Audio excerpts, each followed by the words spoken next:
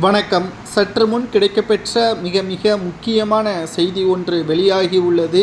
திராவிட முன்னேற்றக் கழகம் வருகின்ற இடைத்தேர்தல் ஈரோடு கிழக்கு தொகுதி இடைத்தேர்தலில் மிகப்பெரிய தோல்வியே தழுவும் என்றும், வேட்பாளர் யாரை வேண்டுமானாலும் நிறுத்தட்டும், திமுகவாக இருந்தாலும் சரி, காங்கிரஸ் வேட்பாளராக இருந்தாலும் சரி, ஒட்டுமொத்த மக்களும் திமுகவின் கூட்டணியை விரட்டி அடிப்பார்கள் என்று ஒட்டுமொத்தமாக அண்ணாமலை அவர்கள் தங்களுடைய கூட்டணியை பற்றியான தகவலை வெளியிட்டிருக்கிறார். அதிமுக இந்த தேர்தலை சந்திக்காது என்றும், மறைமுகமாக பாஜகவிற்கு ஆதரவுகளை கொடுக்கக்கூடிய வகையில் தமாக வேட்பாளராக இருக்கக்கூடிய யுவராஜ் அவர்களை அறிமுகப்படுத்த உள்ளதாகவும், ஏற்கனவே என்டிஏ கூட்டணியில்தான் தற்பொழுது தமாக பயணித்து வருகிறது.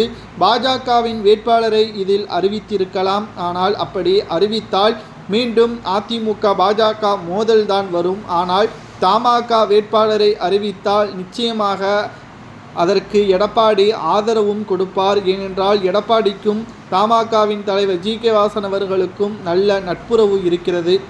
இதனை கருத்தில் கொண்டுதான் தற்பொழுது அண்ணாமலை அவர்கள் எடப்பாடி பழனிசாமி அவர்களது நட்பை மீண்டும் பெற வேண்டும். டெல்லி தலைமை அதைத்தான் உறுதிப்படுத்தியுள்ளது.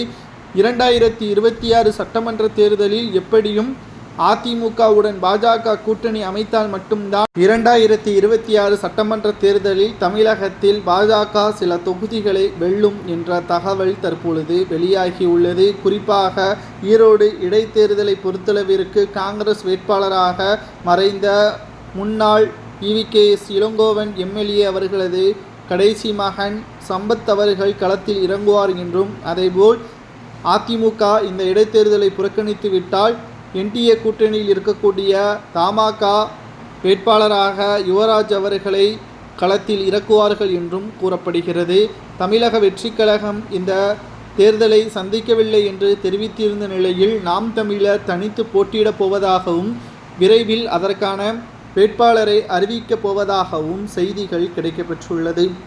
இந்த ஈரோடு கிழக்கு தொகுதி இடைத்தேர்தல் 4 ஆண்டுகளில் 3வது முறையாக இடைத்தேர்தல் நடைபெறுவதால் மக்கள் இந்த முறையாவது கவனமான முறையில் மக்கள் ஆதரவுகளை கொடுக்க வேண்டும் என்றும், பணத்தை கொடுத்துவிட்டு வேட்பாளர்களை வெற்றியடைய வைக்க வேண்டும் என்று அமைச்சர்களும் காங்கிரஸ் நிர்வாகிகளும் முயற்சி கொள்வார்கள். அதை ஒருபோதும் மக்கள் மறந்துவிட்டு செயல்பட்டால் கடந்த ஆண்டு போல் மீண்டும் இடைத்தேர்தல் தான் உங்களது தொகுதி ஒருபோதும் வெற்றியடையாது என்றும் தெரிவித்திருக்கிறார்கள்.